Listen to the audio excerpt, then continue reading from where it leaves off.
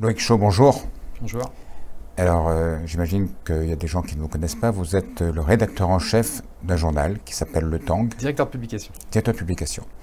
Et c'est un journal qui n'est pas très connu, mais qui fait dans l'investigation à La Réunion, on va dire, toute proportion gardée, c'est notre canard enchaîné local. Oui. Et vous avez sorti ce matin un scoop. Il faut bien appeler ça comme ça. Et ça concerne notre nouveau député de la 7e circonscription, à savoir Jean-Luc Poudroux. Alors, racontez-nous un peu ce que vous avez découvert.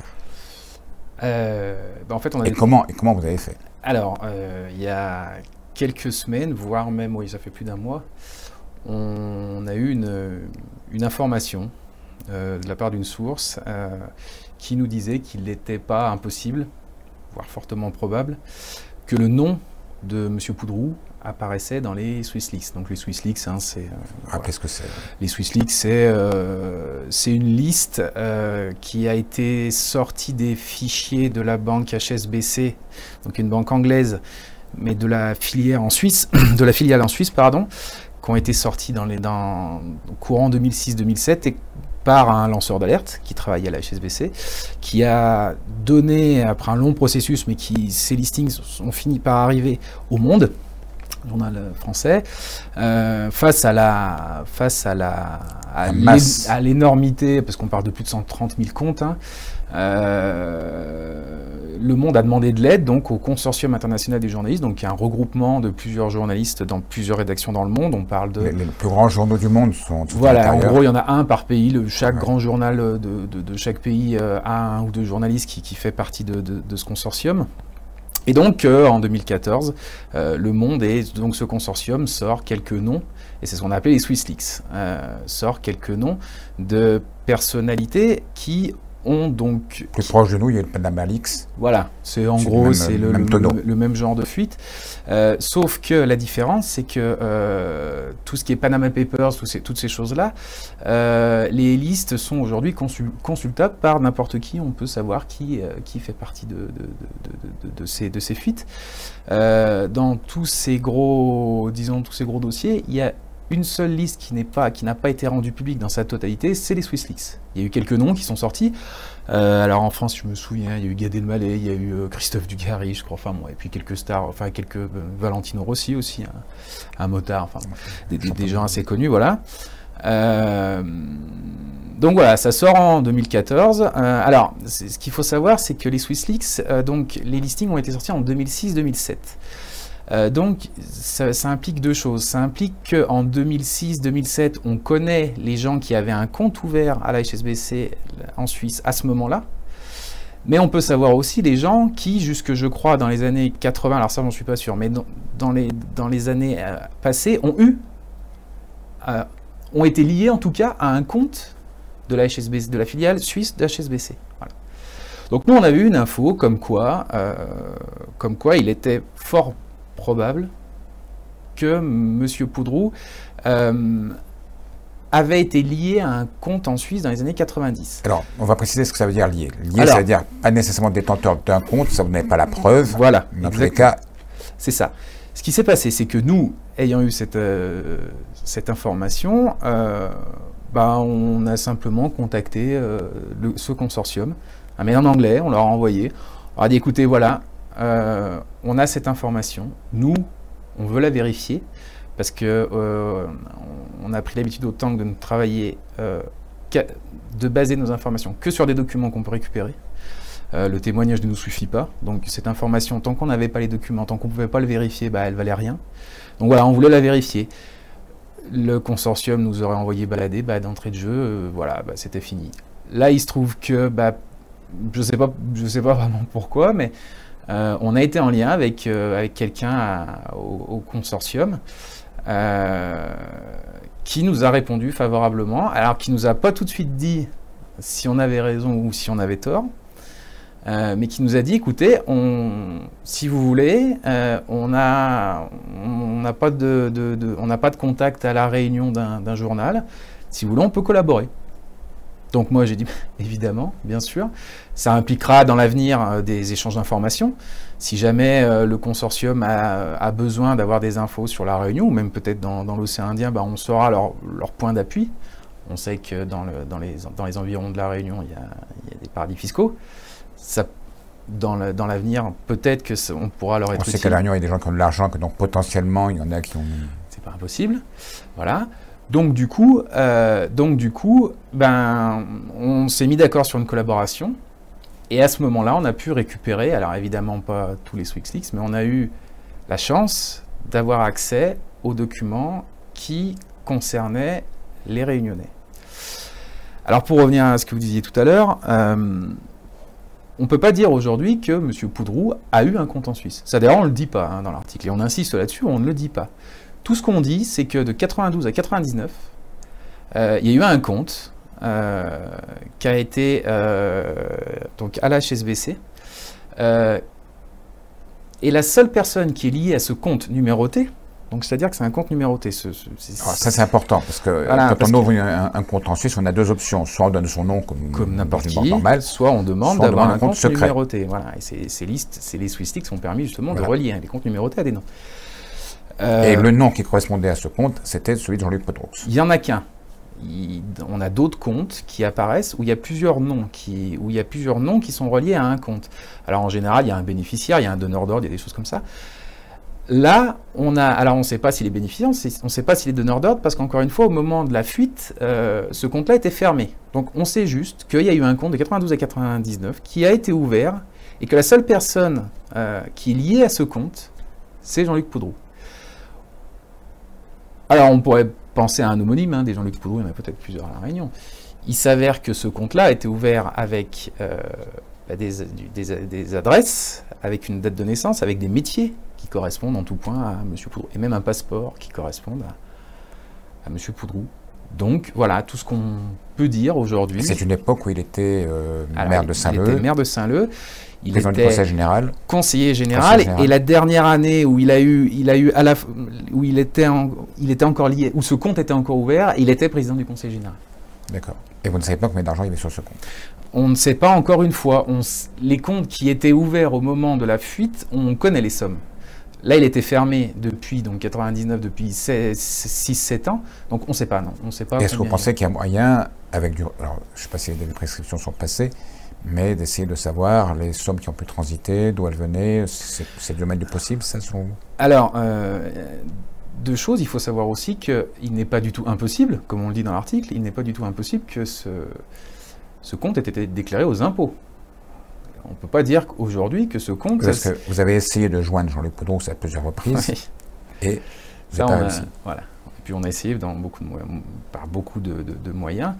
Il ne nous a jamais répondu. On a du coup essayé, nous, de vérifier de notre côté. Vous avez essayé avant qu'il soit candidat, avant qu'il soit élu ou... Non.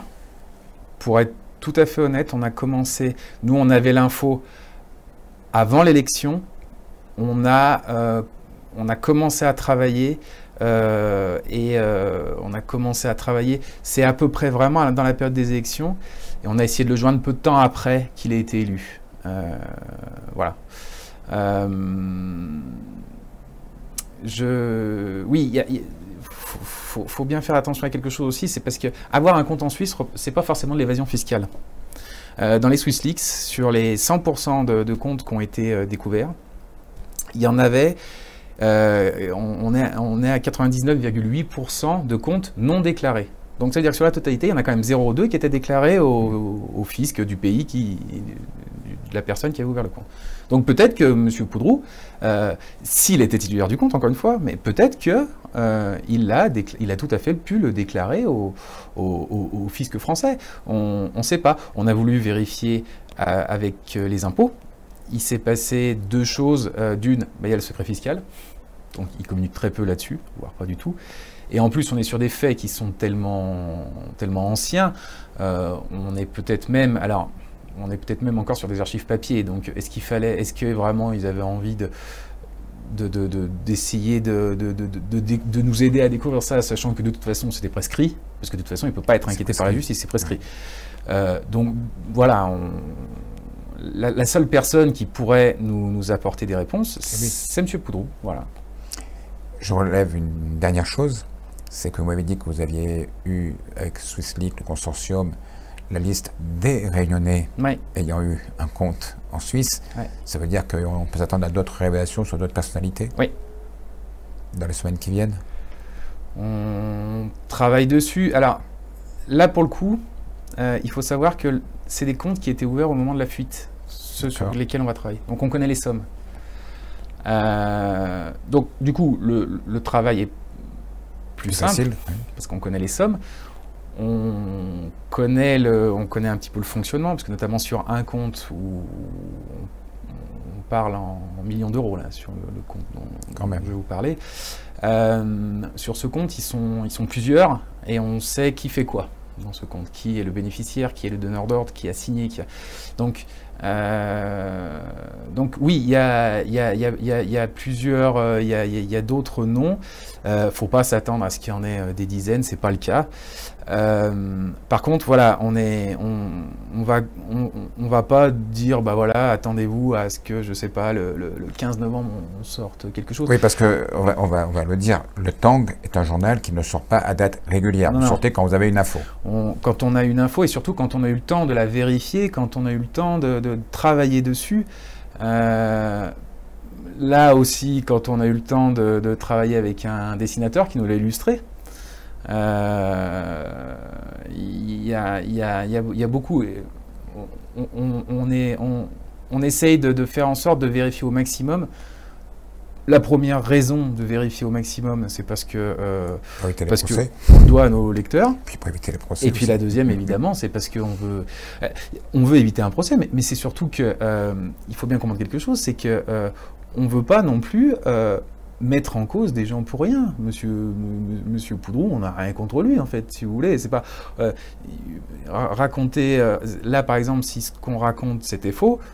On a tellement vérifié que c'est pas le cas, mais si jamais c'était faux, ça porterait préjudice à M. Poudrou. On n'a pas envie de salir la réputation de quelqu'un pour rien. Voilà. Comment fonctionne le Tang? Comment est-ce que vous vivez Alors on a fait quand on a annoncé qu'on sortait le site internet, on a fait un financement participatif. Donc il y a des gens qui se sont abonnés en amont, qui nous ont dit bah voilà, je m'abonne pour un mois, 2 mois, 2 ans, parce que je crois en vous. Donc cet argent-là a permis de nous lancer. Aujourd'hui, on peut nous donner un petit pourboire sur Tipeee, donc sur une plateforme internet. Si l'article plaît aux gens, bah, ils peuvent nous laisser 1 euro, même 2 euros, juste pour dire bah voilà, merci simplement, bah merci de votre contribution. C'était bien, voilà. Et dans quelques mois, j'espère, on va devenir à 75% payant, c'est-à-dire qu'on va, alors toute proportion gardée, hein, on va avoir un format comme Mediapart, c'est-à-dire que les gens vont s'abonner, moyennant, alors je ne sais pas encore trop, je pense qu'on va se diriger vers 5 euros par mois. Les gens vont payer 5 euros par mois et tous les mois, ben, ils auront accès, ils seront abonnés, ils auront accès à la totalité du site et à la totalité des archives, ce qui est, pour le coup, qui peut être aussi intéressant. Votre dernier numéro, c'était sur Antenne Réunion et sur, on va dire, la mauvaise ambiance qui règne actuellement. Ouais. C'était il y a combien de temps? Alors, c'est pas des numéros, parce qu'on sort des articles presque tous les jours quand même, mais alors, Antenne Réunion, ça remonte quand même, je saurais pas dire, mais je crois que c'est au moins un mois et demi. Donc, c'était le dernier gros dossier que vous avez sorti, on peut dire? Ouais, on a... Ouais, de mémoire, c'était... Vraiment, c'est toujours pareil, on est toujours un petit peu... On est toujours un petit peu déçu. Le papier sur Antenne était sûrement très bien, mais il y a d'autres papiers qui ont eu moins de résonance et qu'on aimait bien. Moi, par exemple, j'ai travaillé sur un papier qui s'appelait La diplomatie parallèle de Didier Robert. C'était un papier qui m'avait demandé de la gestion de sources assez compliquée, qui m'avait demandé de récupérer des documents. C'est vrai qu'il n'a pas été beaucoup regardé. Moi, celui-là, j'avais beaucoup travaillé dessus et il me plaisait pas mal. Voilà. C'est vrai que parfois, ce ne sont pas toujours les articles sur lesquels on travaille le plus qui sont publiés. Hein, bon, c'est sûr. Et l'avantage sur Internet, c'est que nous, on sait exactement à l'unité près de combien de fois ils sont lus. Non, mais là, et parfois, on a quelques déceptions. Souvent, des articles sur lesquels on a passé des heures de travail sont moins lus qu'un petit fait divers au coin de la rue. Exactement. C'est ça, malheureusement. La légende veut que vous ayez des journalistes qui collaborent avec vous dans chaque rédaction. Ah, c'est bien comme légende, ça. Ah, c'est bien. Ah, c'est une belle légende. Si dans les rédactions, ils sont tous à se regarder en se disant est-ce que tu travailles avec lui, c'est marrant. Ah oui, ça me dérange pas. Qu'il le croit. Très bien. Il y a des très bons journalistes dans toutes les rédactions, donc moi j'aime bien bosser avec des bons journalistes, donc c'est tout à fait possible. On se retrouvera dans quelques semaines pour les prochaines révélations du Tang. Merci en tous les cas. Merci.